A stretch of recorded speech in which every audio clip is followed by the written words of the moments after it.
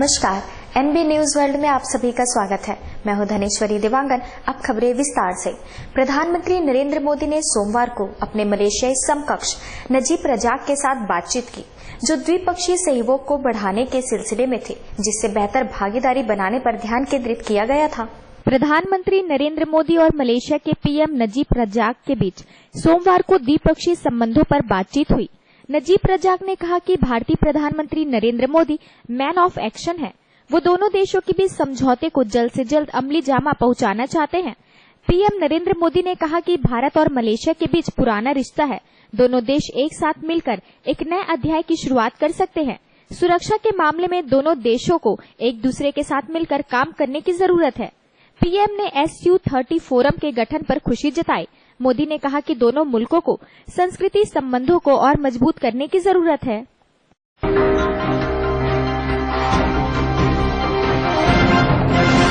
सरदार वल्लभ भाई पटेल अंतर्राष्ट्रीय hockey stadium में रविवार को दूधिया रोशनी में 3 मैचों की हॉकी टेस्ट सीरीज के दूसरे मैच में ऑस्ट्रेलिया ने भारत को 2-1 से परास्त किया।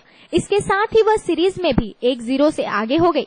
मैच के पहले 2 क्वार्टर में भारत की टीम हावी रही, जबकि तीसरे और चौथे में ऑस्ट्रेलिया भारी पड़ा।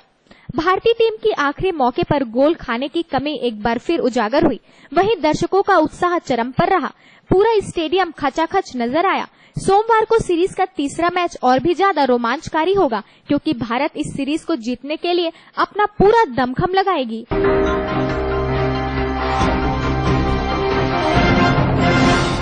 यूएसए के न्यू ऑरलियंस में वीडियो फिल्मिंग इवेंट के दौरान पार्क में कुछ लोगों ने सैकड़ों लोगों पर अंधाधुंध फायरिंग कर दी, जिससे 16 लोग जख्मी हो गए। संयुक्त राज्य अमेरिका के न्यू ऑरलियंस शहर में लोगों पर फायरिंग की गई। जानकारी के मुताबिक यह घटना फ्रेंड पार्क में हुई, जिसमें 16 लोग जख्मी हो गए। घायलों को हॉस्पिटल पहुंचाया गया। पुलिस का कहना है कि फायरिंग उस वक्त हुई जब यहां एक प्रोग्राम के लिए सैकड़ों लोग मौजूद थे। अब तक यह नहीं पता चल पाया है कि फायरिंग किसने की। जानकारी के मुताबिक पार्क में वीडियो फिल्मिंग इवेंट चल रहा था, जिसके बाद लोग पार्टी कर रहे थे। उसी दौरान कुछ लोगों ने सैकड़ों लोगों पर अंधाधुंध फायरिंग शुरू कर दी। गोली लगने के बाद कई लोग जमीन पर गिर पड़े।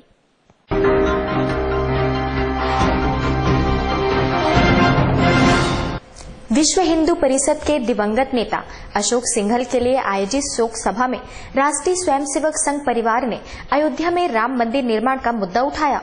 संघ के प्रमुख मोहन भागवत ने कहा कि इस बाबत सिंघल के सपने को पूरा करने के लिए गंभीर प्रयास करना चाहिए।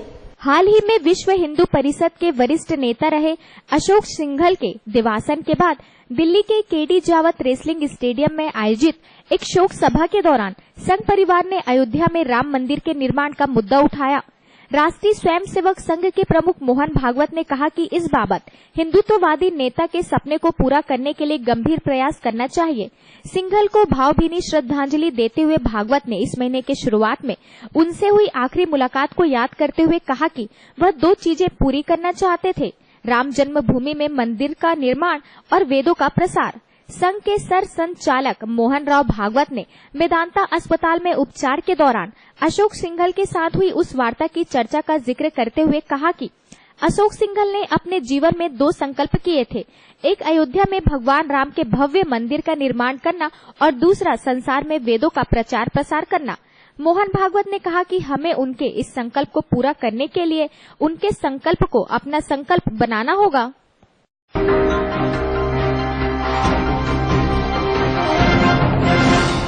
बेल्जियम पुलिस ने 22 छापे मारकर 16 लोगों को हिरासत में ले लिया है, लेकिन पेरिस से भागा सलाह अब्देसलाम इनमें शामिल नहीं है।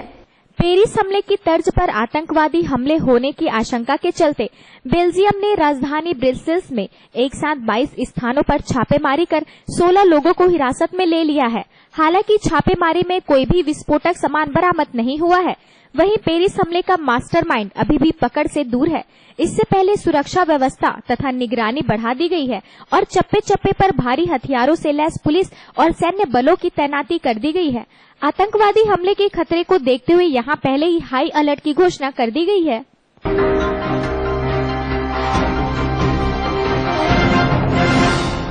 देश की राष्ट्रीय राजधानी क्षेत्र दिल्ली समेत जम्मू कश्मीर के अलावा पाकिस्तान से अफगानिस्तान तक रविवार रात 11:50 पर भूकंप के तेज झटके महसूस किए गए। भूकंप का केंद्र अफगानिस्तान था। रिएक्टर पैमाने पर 6 की तीव्रता वाला भूकंप का शक्तिशाली झटका रविवार देर रात उत्तर भारत के कई हिस्से में आया। इसका केंद्र अफगानिस्तान के हिंदू कुश क्षेत्र में था। दिल्ली समेत उत्तर भारत के कई शहरों में झटके महसूस किए गए। पृथ्वी विज्ञान मंत्रालय के तहत आने वाले राष्ट्रीय भूकंप विज्ञान विभाग के अनुसार भूकंप का केंद्र अफगानिस्तान के हिंदू कुश क्षेत्र में था और रिएक्टर पैमाने पर इसकी तीव्रता 6 मापी गई। भूकंप का केंद्र 86 किलोमीटर की गहराई में था और यह अफगानिस्तान और ताजिकिस्तान के सीमावर्ती इलाके के पास कहीं पड़ता है। भूकंप का झटका जम्मू कश्मीर, हरियाणा और राष्ट्रीय राजधानी में महसूस किया गया।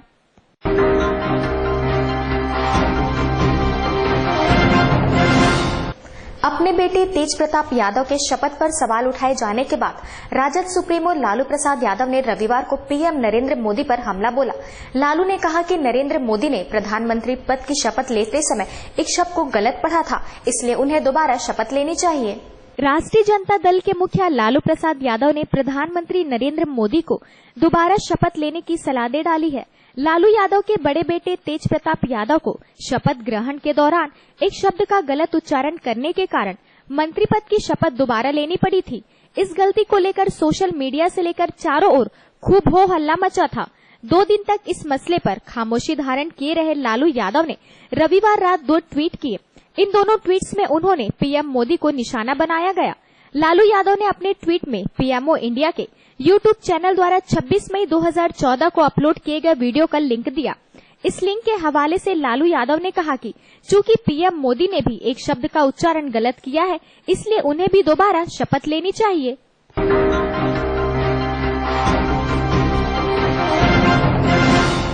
अपने भूमि सौदे की भाजपा शासित हरियाणा और राजस्थान में जांच का सामना कर रहे रॉबर्ट वाड्रा ने कहा कि वह राजनीतिक प्रतिघात का विषय हो गए हैं और राजनीतिक औजार के तौर पर उनका इस्तेमाल किया जा रहा है। हरियाणा और राजस्थान में जमीन सौदे को लेकर जांच का सामना कर रहे कांग्रेस अध्यक्ष सोनिया गांधी के दामाद रॉबर्ट वाड्रा ने पहली बार दर्द बयां किया है। वाड्रा ने कहा कि वो राजनीतिक बदले का जरिया हो गए हैं और अब राजनीतिक औजार के तौर पर उनका इस्तेमाल किया जा रहा है। वाड्रा ने कहा कि भाजपा जब भी लोगों का ध्यान बांटना चाहती है, राजनीतिक औजार के तौर पर उन पर हमला करने लगती है, जबकि उन्हें किसी अन्य कारोबारी की तरह लेना चाहिए। यही नहीं, इस बात को उनकी पत्नी प्रियंका गांधी के राजनीतिक परिवार से भी नहीं जोड़ना चाहिए। वाड्रा ने मीडिया से बात करते हुए कहा कि उन्होंने हमेशा कानून के मुताबिक कारोबार में पारदर्शिता बरती है, लेकिन उन्हें निशाना बनाया गया और झूठ फैलाया गया। जिस तरह से उन्हें पेश किया है, उनके लिए बेहद कठिन स्थिति बन गई है।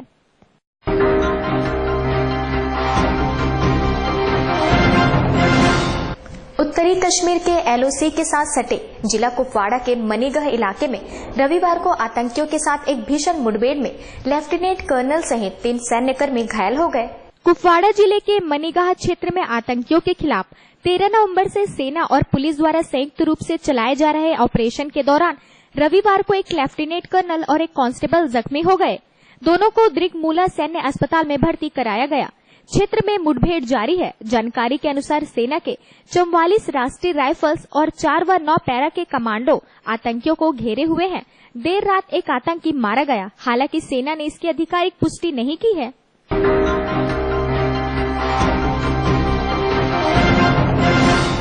विदेश मंत्री सुषमा स्वराज ने 15 वर्षीय पाकिस्तानी किशोर रमजान से भेंट की और उसके घर वापसी के लिए एक अधिकारी को पड़ोसी देश भेजने का आश्वासन दिया।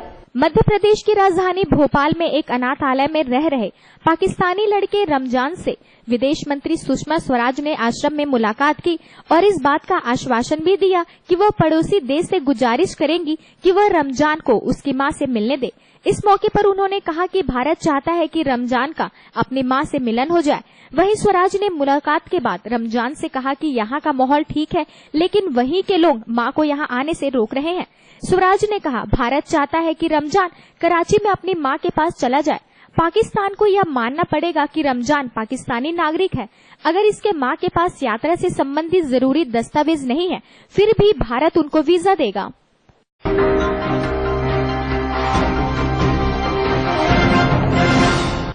आम आदमी पार्टी की विधायक सरिता सी के खिलाफ ड्यूटी पर मौजूद पुलिस वालों से बदसलूकी के आरोप में एफआईआर दर्ज कराई गई है और घटना का एक वीडियो भी सामने आया है। हालांकि सरिता ने इन आरोपों का खंडन किया है।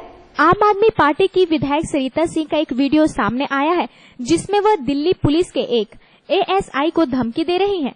ओमपाल नाम के एक एएसआई की शिकायत पर भजनपुरा पुलिस स्टेशन में विधायक सरिता सिंह और उनके ड्राइवर के खिलाफ एफआईआर दर्ज की गई है। मामला रविवार शाम का है। आप विधायक सरिता सिंह एक शादी में भजनपुरा गई थी। जब उनका ड्राइवर गाड़ी बैक कर रहा था उस वक्त मौके पर मौजूद एएसआई रामपाल की बाइक से कार टकरा गई। इसके बाद पहले तो विधायक ने ड्राइवर ने ओमपाल को धमकाया, फिर विधायक सरिता ने उसे धमकी दी।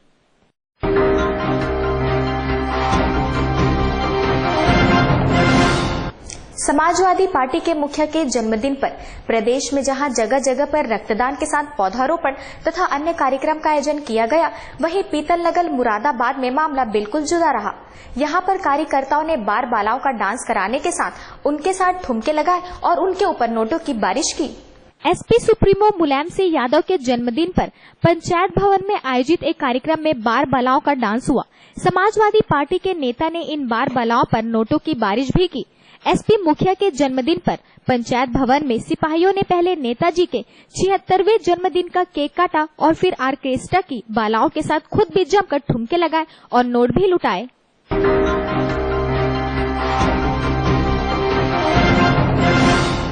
राज्य के श्रम मंत्री भैयालाल राजवाड़े ने दुर्ग के Raipur power and steel factory में छापा मारने संबंधित विवाद के बारे में कहा कि वे कारखाने में छापा मारने नहीं गए बल्कि वहां के मजदूरों की शिकायत की सुनवाई के लिए गया था।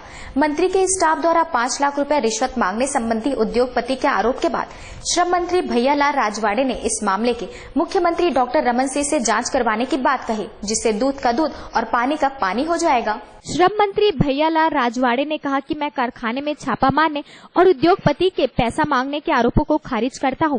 मैं फैक्ट्री में छापा मारने नहीं गया था बल्कि मजदूरों की शिकायत सुनने गया था। मजदूरों ने मुझसे शिकायत की थी कि Raipur power and steel factory में श्रम कानून व सुरक्षा नियमों का खुला उल्लंघन किया जा रहा है। फैक्ट्री संचालक द्वारा शिकायत करने पर मजदूरों को नौकरी से निकालने व जान से मारने की धमकी दी जा रही है। फैक्ट्री में दादागिरी से काम कराया जा रहा है। भैयालाल राजवाड़े ने कहा कि विभाग का मुखिया होने के नाते मैं गरीब मजदूरों की शिकायत नहीं सुनूंगा तो कौन सुनेगा। भैयालाल राजवाड़े ने कहा कि फैक्ट्री संचालक बेबुनियाद आरोप लगा रहा है। मैं तो कहता हूं कि अगर किसी ने मेरे नाम पर पैसा मांगा है तो पुलिस थाने जाकर एफआईआर दर्ज कराए। ऐसा है, जो उसके पास शिकायत है वो पेश तो करे, सच्चाई क्या है उसकी शिकायत मेरे पास है प्रमाण के साथ, और इसके चलते मैंने उस कंपनी में गया और मजदूरों के बीच जाकर के चर्चा किया तो मेरे हाथ में है। मैं भी शिकायत करूंगा सीएम साहब को, तो बताया कि मैं बात करूंगा उसके बारे में, वो कंपनी के जो मालिक है उसके बारे में पूरी ये पथौना शिकायत है। वो क्या मेरे बारे में लगाएगा आरोप, झूठा अपनी सब कारनामे को छुपाने के लिए उसने अपन इस तरीके का बयानबाजी कर रहा है कि ताकि हमारा जो जिस तरह धौंस दे करके मजदूरों का शोषण कर रहा था, मजदूरों से काम ले रहा था, वो ऐसा चलता रहे। इसलिए सारे ब्लेम लगा के मंत्री को ऐसा लगा दूंगा तो दोबारा ये जांच नहीं करवाएंगे और चुपचाप हो जाएंगे। ये उनका सोच है।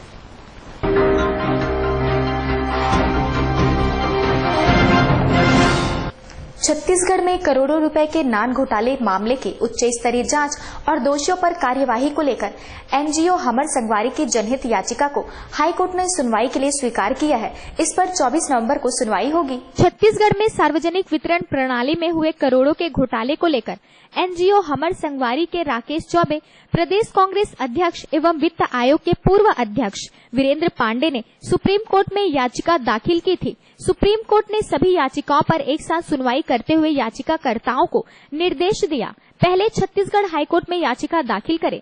शीर्ष अदालत के आदेश पर छत्तीसगढ़ हाईकोर्ट में अलग अलग याचिका दाखिल की गई। याचिका में जांच कर सभी दोषियों पर कार्यवाही करने की मांग की गई है। हाईकोर्ट ने एनजीओ हमर संगवारी की याचिका को सुनवाई के लिए स्वीकार किया है। इस पर मंगलवार 24 नवंबर को हाईकोर्ट की युगल पीठ में सुनवाई होगी। देखिए, हमने ये मामला सुप्रीम कोर्ट में लगाई थी और सुप्रीम कोर्ट ने दिशा निर्देश दिया था कि ये मामला जो है स्टेट का है, इसलिए हाई कोर्ट सुने। तो हाई कोर्ट गए थे हमने। 8 सितंबर को हाई कोर्ट में सुनवाई थी और सुनवाई के दरमियान एक जज ने कहा कि मैं इस केस को सुनने के लिए राजी नहीं हूं, क्योंकि मैं छत्तीसगढ़ सरकार में डिप्टी सेक्रेटरी के पद पे कार्यरत था, इसलिए सुन नहीं सकता। तो उसको चीफ जस्टिस को रिफर कर दिया गया था। तो कल लिस्ट हुई है हमारा केस, जिसमें एक नया बेंच बना है, जिसमें पीतनकर दिवाकर और सीके वाजपेयी के बेंच में सुनवाई है कल 24 तारीख को। और उस 24 तारीख को हमने पिटीशन में मांग की है कि सुप्रीम कोर्ट में और हाई कोर्ट में हमने हमेशा यही मांग करते रह गए। छत्तीसगढ़ प्रदेश में राशन घोटाला बहुत बड़ा हुआ है, जिसमें बीपीएल और एपीएल दोनों कार्ड धारकों का जो राशन है उसको सरकार ने दुरुपयोग किया है।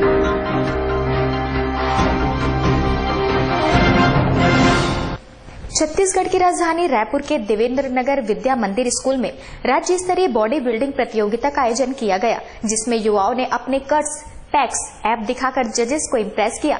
गानों के धुन पर युवाओं ने अपनी बॉडी दिखाई। Mister Chhattisgarh body building championship का आयोजन किया गया, जिसमें सचिन मिश्रा ने ये टाइटल अपने नाम किया।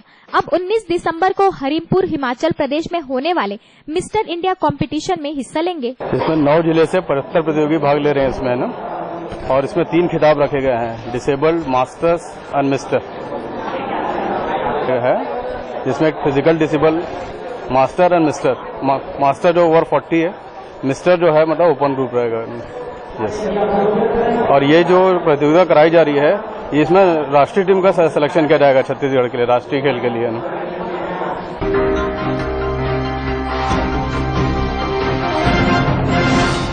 बॉलीवुड के दबंग सलमान खान पर लाखों लड़कियां फिदा है, जिनमें से एक एक्ट्रेस दीपिका पादुकोण भी है। हाल ही में जब दीपिका अपनी फिल्म की प्रमोशन के लिए रियलिटी शो बिग बॉस 9 के सेट पर पहुंची, तो उन्होंने सलमान को प्रपोज कर दिया। बॉलीवुड स्टार सलमान खान पर सिर्फ लड़कियां ही नहीं, बल्कि इंडस्ट्री की अभिनेत्रियां भी फिदा हैं। हर अभिनेत्री की चाहत होती है कि वो एक बार सलमान के साथ काम करे। ऐसे ही कुछ बिग बॉस 9 के सेट पर हुआ, जब दीपिका ने घुटनों के बल बैठकर सलमान खान को प्रपोज किया। रविवार रात टेलीकास्ट हुए एपिसोड में दीपिका बिग बॉस शो पर अपने आने वाली फिल्म तमाशा को प्रमोट करने पहुंची थी। इस एपिसोड में दीपिका ने सलमान के साथ ठुमके लगाए और दोनों खूब मस्ती भी की।